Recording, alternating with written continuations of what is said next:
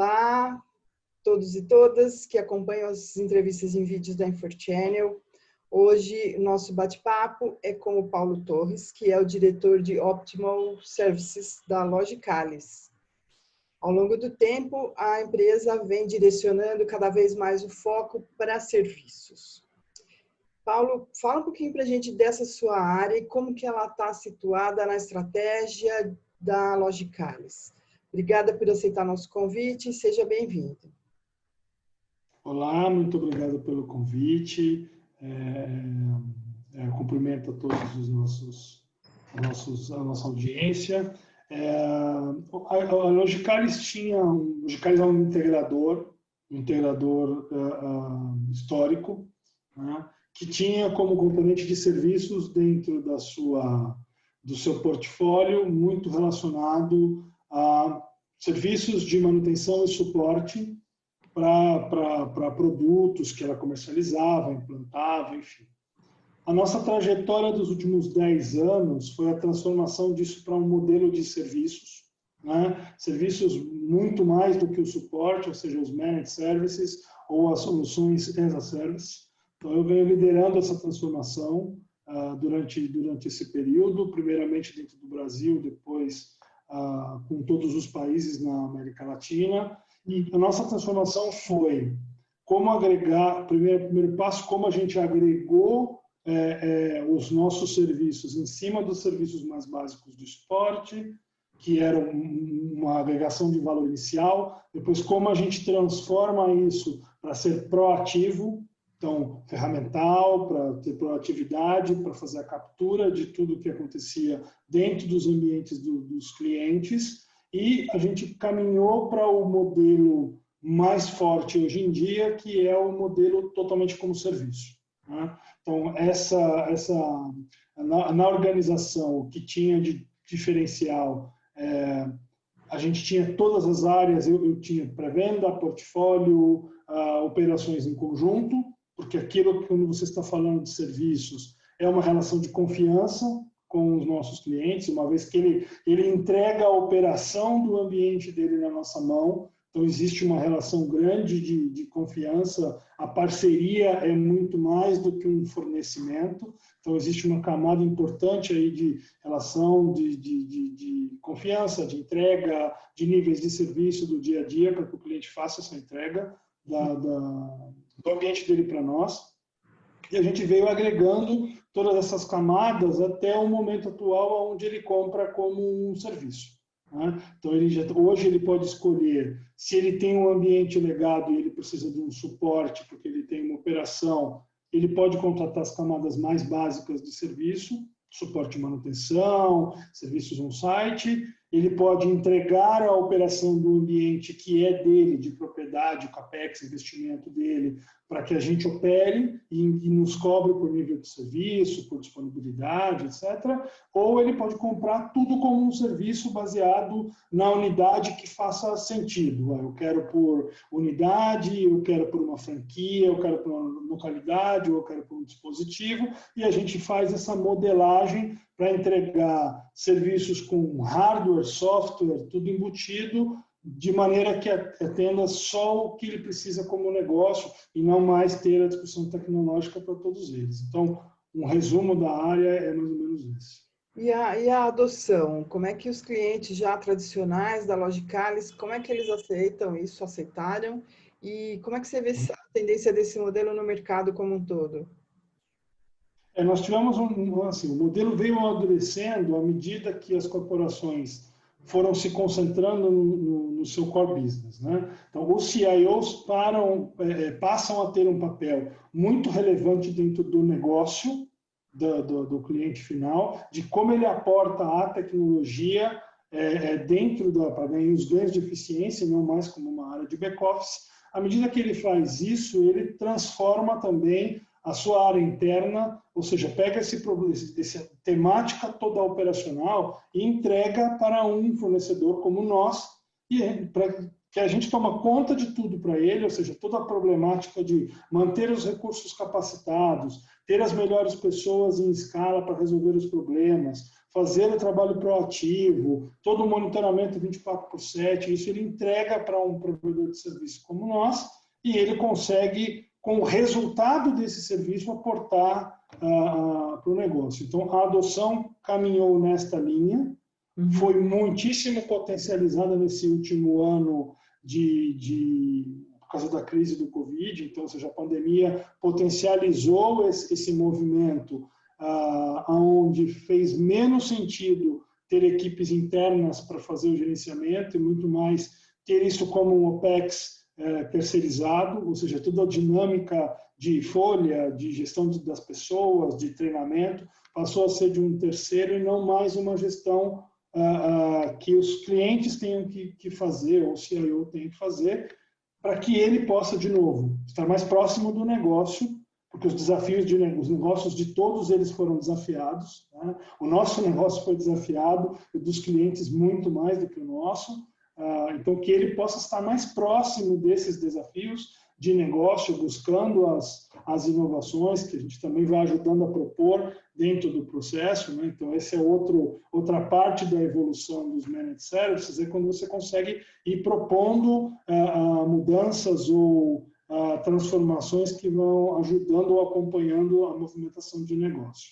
Seja no modelo financeiro, tirando o CAPEX e transformando em OPEX, seja simplesmente mudando a movimentação em capacitação, folha, etc., para um serviço comprado onde tem que ser cumprido a determinada regra ou determinado escopo. Legal. Com a pandemia, Paulo, o que você acha que mudou na terceirização de serviços? E aí, nesse cenário todo, como é que está também a adoção no Brasil? E você consegue fazer um paralelo com outros países da América Latina? Consigo. Acho que um gate super importante da pandemia, existia uma resistência histórica sobre a terceirização dos managed services, ou seja, entregar a gestão do meu ambiente a um terceiro, que passava muito pelo ambiente físico. Então, perímetro, né? Falando em termos de rede, perímetro. A gestão estar dentro do meu perímetro onde eu tenho o controle. A pandemia quebrou esse paradigma da noite para o dia. Então, tudo aquilo que era supostamente impossível de ser gerenciado remotamente, que é aonde o Managed Service faz mais sentido, é onde você consegue fazer ele remoto, tendo ganho de escala. Ou seja, tem operações que têm ganho de escala, é onde você consegue ser mais agressivo em termos de custo, que é benéfico para o cliente. Tá. Então, uma vez que ele colocou todo mundo para fora, ele estava com a operação inteira sendo executada remota, não tem mais a barreira de este remoto não poder ser executado por um terceiro.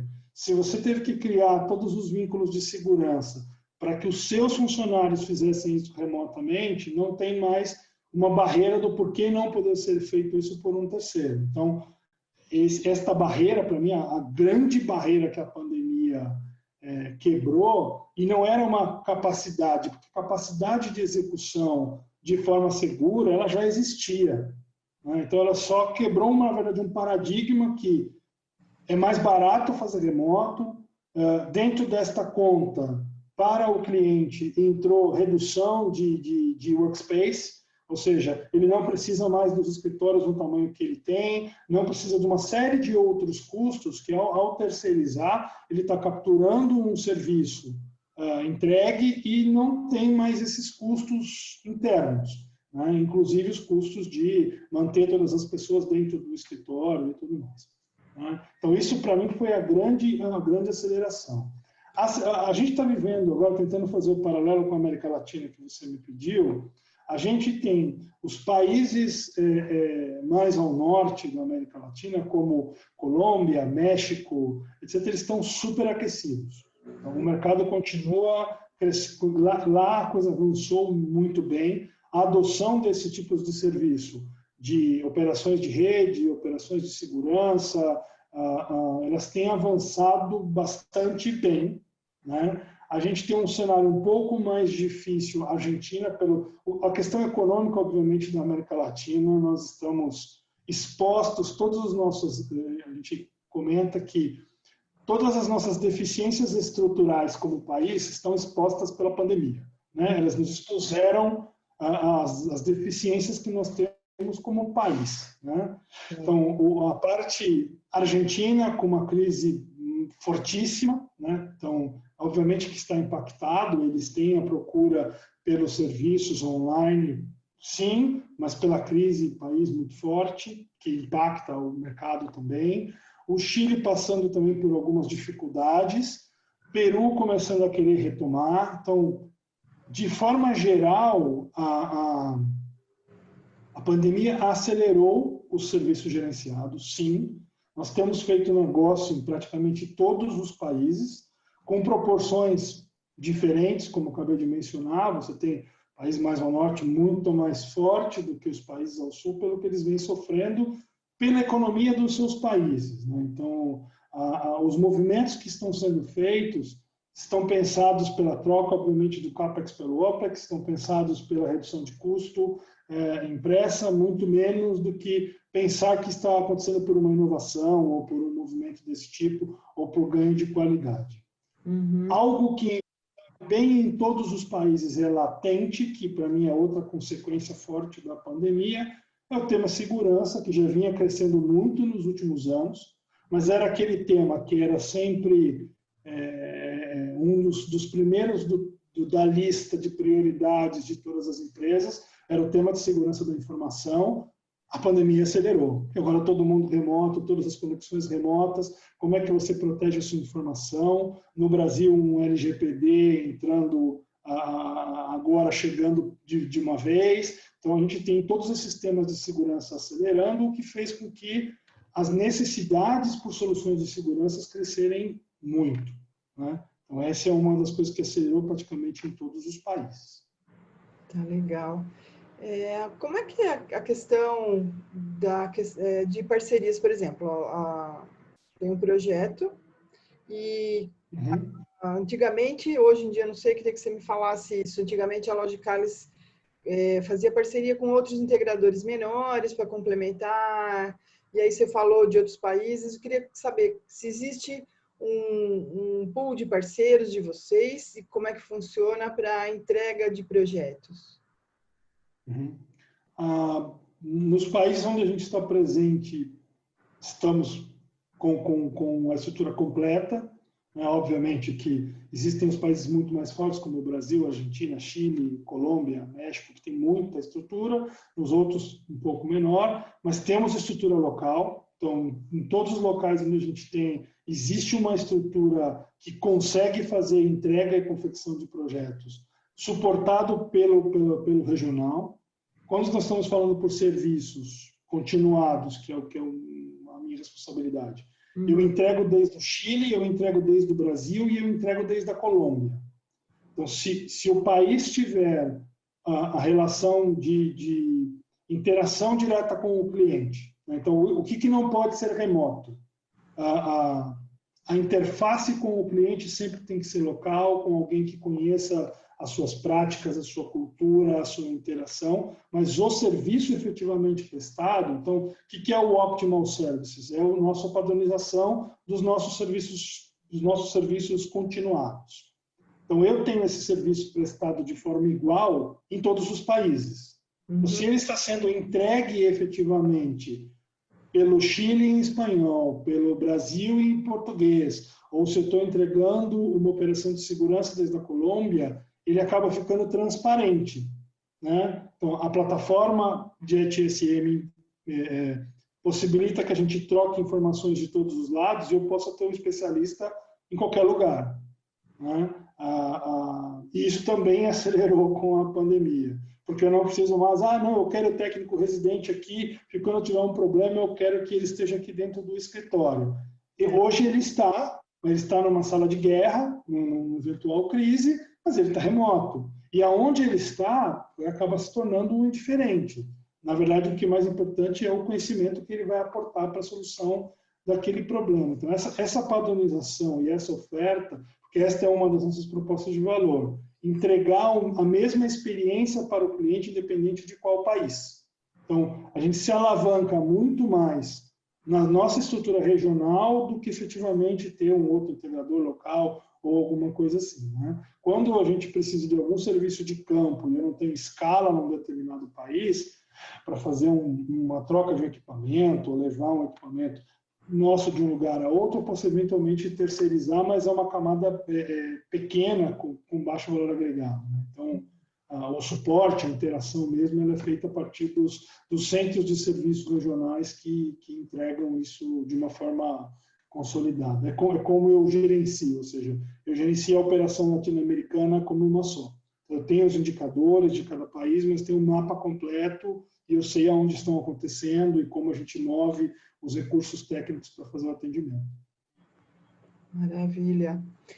E para a gente finalizar, então, Paulo, fala para os espectadores aqui de InfoChannel quais são os projetos, os planos da Logicalis, tanto em termos de mercado quanto tecnológico. Uhum. Então, os nossos planos, obviamente, é seguir com tudo isso, aproveitar esse movimento. Existe uma tendência forte que amadureceu muito rápido também durante a pandemia, que é a migração para os serviços de nuvem. Então, a gente está apostando muito forte agora na transformação de aplicações legadas para a nuvem. Também, novamente, outro paradigma quebrado de forma mais intensa pela pandemia, então a migração para a nuvem está muito mais latente. Então, nós vamos utilizar, parte do nosso foco é fazer a transformação dessas aplicações, ajudar o cliente a transformar e colocá-las em nuvem, né? Colocar para que ele tenha esta redução, para que ele diminua esse custo, etc. Então, novamente, faz a conta do ROI fechar e oferecer o serviço iniciado daí para frente. Então, esse é um dos grandes propostas de valor, eu vou fazer uma mudança tecnológica para o cliente e eu consigo entregar o serviço para ele gerenciado depois, para que ele não seja necessário que ele tenha esta competência dentro de casa. Porque senão esses movimentos acabam sendo truncados, né? Ele tem que desenvolver a competência na nova tecnologia ou contratar, a gente faz a proposição de eu migro e depois gerencio para você. Então ele tem essa continuidade sem necessidade de novos investimentos. Fortíssimo em cima de segurança, então a nossa abordagem, segurança em nuvem, não só mais a segurança de perímetro histórica que a gente faz há muito tempo, mas a segurança em nuvem, potencializada por tudo isso que eu acabei mencionando, né? Soluções de data, então as migrações dos dados também, esse movimento para a nuvem, a parte de armazenamento dos dados, ou seja, o Modern Data Warehouse, alavancado em cima dos hyperscalers a partir de nuvem, também gerenciado, ou seja, fazendo o desenho, o projeto, a migração e a gestão, e utilizando nossos times de consultoria para ajudar o cliente a fazer o ROI, o investimento, que essa era uma capa que a gente sempre utilizou. Se a gente quiser fazer um movimento desse, a gente quer saber realmente o que eu vou ganhar, né? Qual é o meu ganho real. Então, a gente usa a camada de consultoria para fazer essa conta como um todo, ajudar na tomada de decisão, e a gente consegue fazer o processo fim a fim para eles. Então, foco para isso está muito ligado ao que já vinha acontecendo através da evolução dos serviços, e a gente quer aproveitar essa onda dessa aceleração e capturar o máximo possível utilizando as competências que a gente já tinha historicamente para auxiliar os clientes nessa jornada. Tá ótimo. Te agradeço então mais uma vez, Paulo. Obrigada, sucesso para você, sucesso para a Logicalis. Eu agradeço muito a oportunidade, agradeço o convite, foi um prazer estar aqui com você, fico à disposição. Obrigada, um abraço.